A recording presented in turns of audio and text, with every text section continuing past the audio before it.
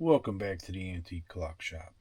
Okay, this is that mystery clock movement, which happens to be a Seth Thomas, and we're gonna get these Geneva. I'm gonna set these springs up so I can disassemble these Geneva stops on this.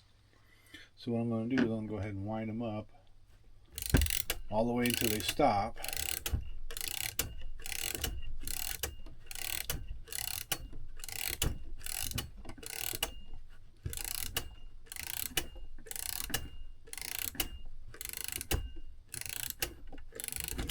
All right, that one's stopped. Let's go to this other one here. That one's already stopped, apparently. Yep. And what I'm going to do is I'm going to take a picture of the position of these gears.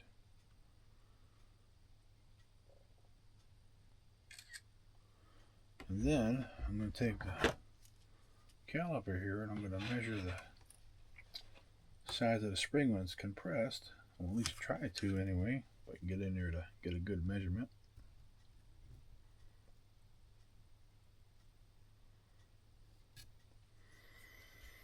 Okay, looks like it's 39.7 millimeter on the right side. Let's see what the left side measures.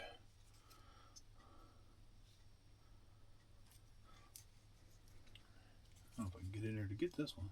There we go.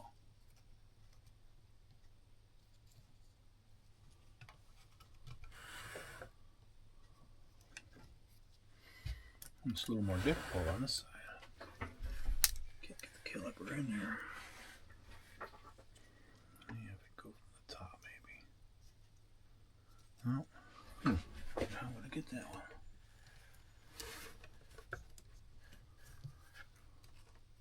There we go. Close enough. So that one's at 45.6.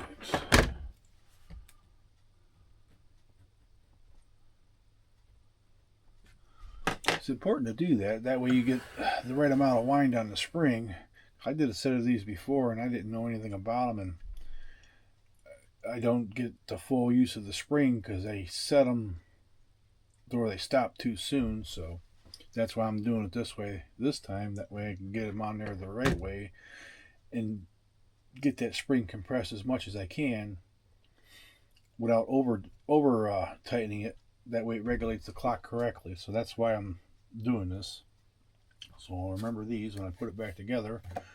I'll get them as close as I can with the positions of these gears, because there's a little long piece right here. That's what stops it right here, and you got to have them timed right, or it'll stop your wind too soon. If that makes any sense to you, it does in my head. But I'm just trying to convey it so you guys understand it, what I'm trying to do. So, okay, let's go ahead and get our spring clamps on here so we can start taking this movement apart.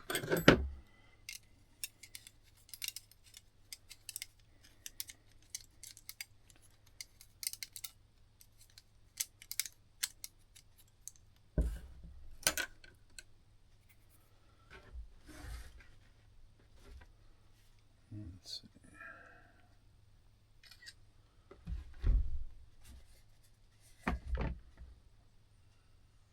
Find my there it is. My letdown tool. I was looking for it.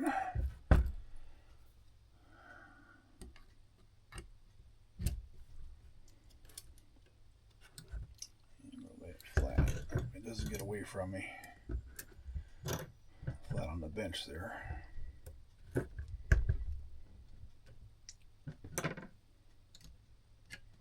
me take this off first. Little spring click. There we go. It's a little easier that way. You can just pop that out of the way. Roll this. Make sure it's in about the middle of the spring. Slowly let her down.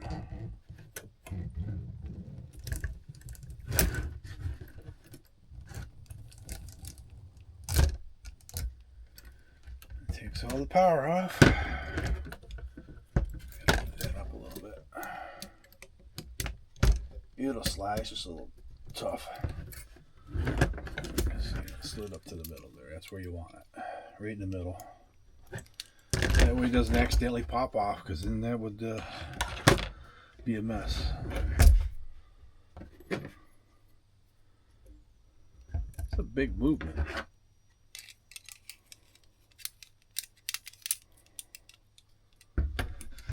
Okay, let's get this click undone. Yeah, it looks like it's in good shape. It just over-oiled. That's usually what I find, is they over-oil it, and that's when it collects all the dust. But the movement kept a really good time.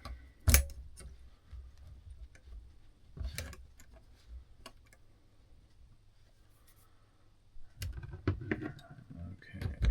Let's go ahead and unwind it a little bit here.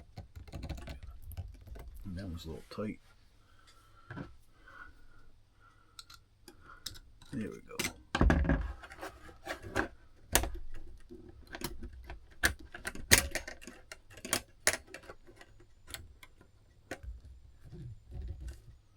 Yeah, this let down tool makes it so much easier than trying to just do like half a wind at a time with a key. It's kind of dangerous that way. Oh, the spring's sticking here. I don't know why. Yeah. Oh, it's not letting down all the way. Boy, that's a problem. Looks like it's stopping on the stop there. Interesting.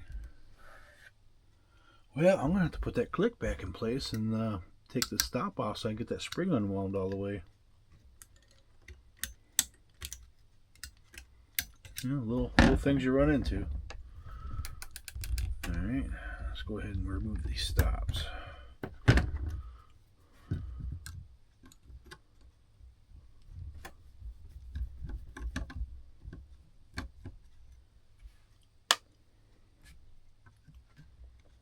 Yeah, the clock could run without these stops, but these, like I said, in the last video, they help regulate the spring power more evenly so the clock keeps better time.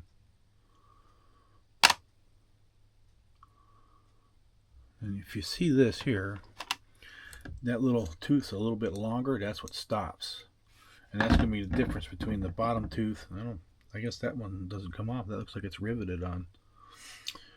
But that's what stops the clock from winding any further, because it eventually hits that long tooth there and it stops it from being wound too tight. Okay, now that's off. We'll see if we can finish letting down this spring.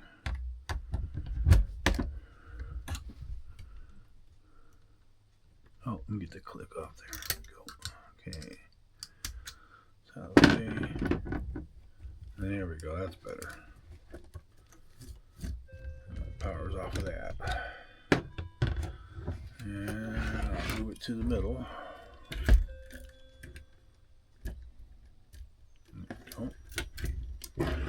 Now we can get rid of this suspension spring before I wreck it here. See, they got it smashed down on top of that. I'm going to leave it like that because the clock kept really good time, so I don't want to mess with any of that.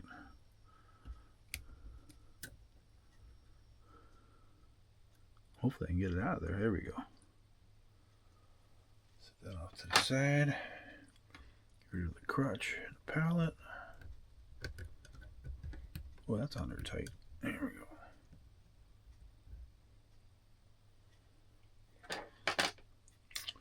Now she's ready to come apart. Start doing my pictures before I get too far ahead of myself.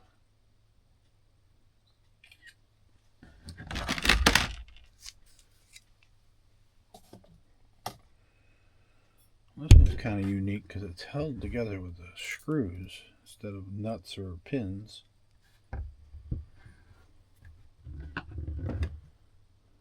Now let's get this other stop off.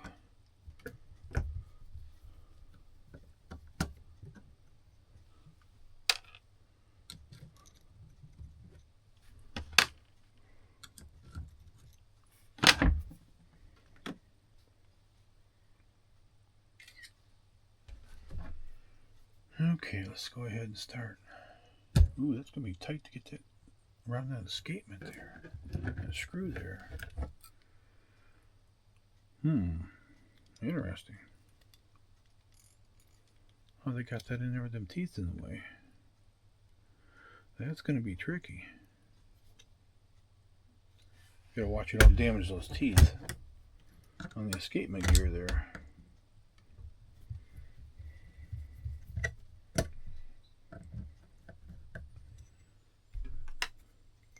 Boy, this thing is dirty. That oil just collects all the dirt.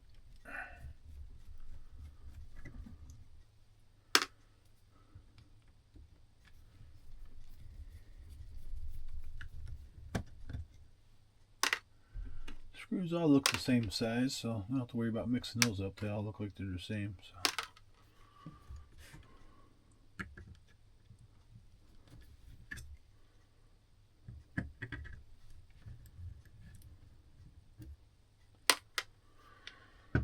Yeah, well, I gotta figure out how to get in there and get this guy without wrecking those teeth. Oh, it's barely even on there. It's loose. Well, I guess it answers that question as to how I was getting it out of there. There we go. Get another picture here.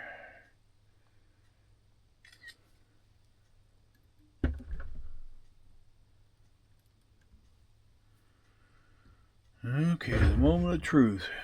How it's going to act when I pull this apart. I gotta watch that escapement gear. Gotta pull him out of there.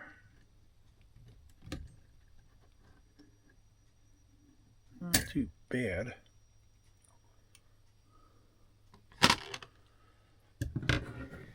My picture for the gear placements. It makes it easier to put it back together.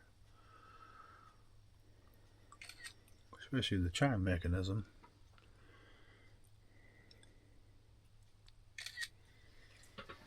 Okay, so we're gonna go time side first. Center wheel off.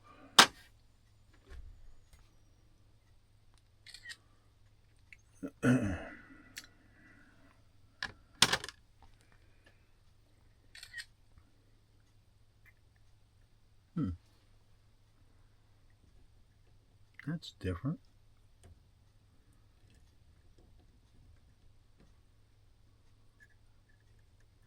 It must have been what popped when I took it apart. It just seems like an odd spot for this to be.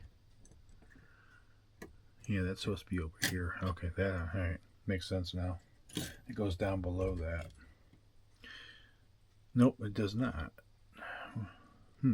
I'll figure it out. I always do. Oh, I see. That's where that hits. See that little piece right here? That's where this hits for the half-hour chime. See, told you I'd figure it out.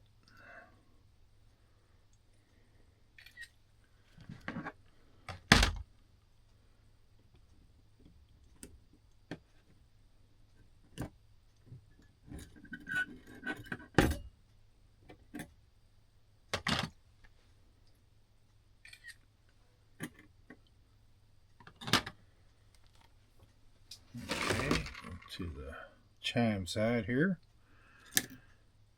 Well, it doesn't matter. I'll be able to get them all back in there. Just get them out of the way here.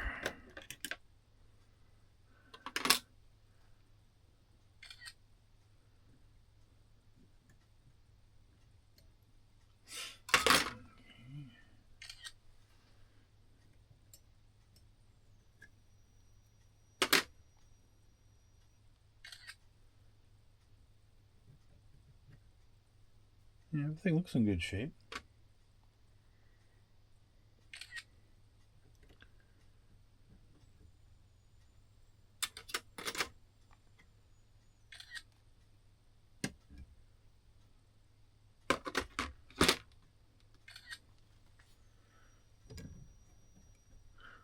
It's got a spring on it, so I gotta see how that's. Let's see. I see. Let's get rid of this mainspring here. That's kind of tight.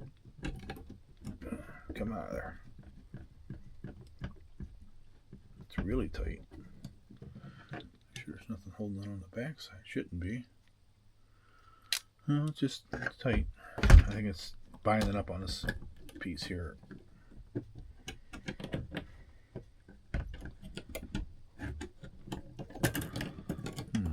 if I can use this little pry tool. Get under there. Get it moving here. It's loose. Just on this post here. Oh, wait a minute. They got a... Oh, I've never seen that before. They have a little pin in there. That's why I can't get the spring out. Well, always seeing something new, even though I've taken a lot of these apart. I guess that keeps the spring from walking up and down that post, which is a good idea. I've never seen it before.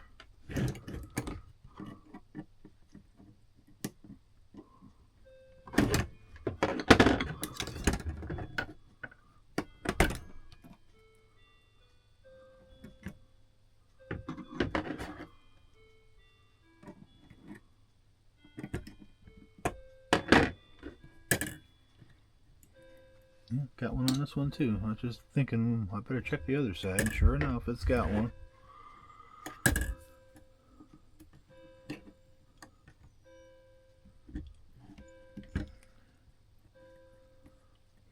It's hard to get in there to get the thing straightened out so I can pull it through the post.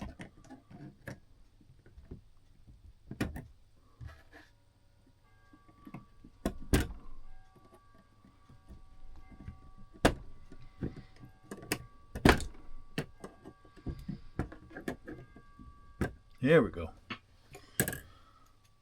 Now the mainspring should pull right off of there. There we go. Tail on that side. Get my picture. Do the same thing on this side.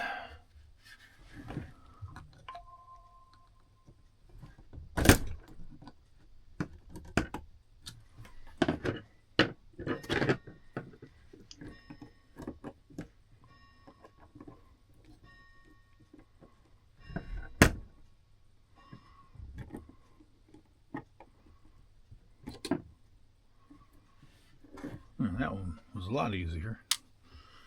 Oh, this thing is oily, oily, oily. There we go. And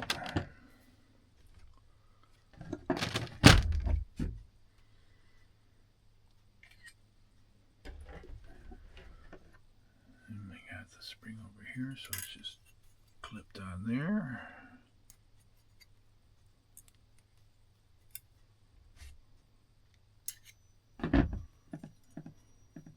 There we go. Next step's to get her to the sonic cleaner. Get it cleaned up and get it back together. Alright, that's it for this video. Thanks for watching.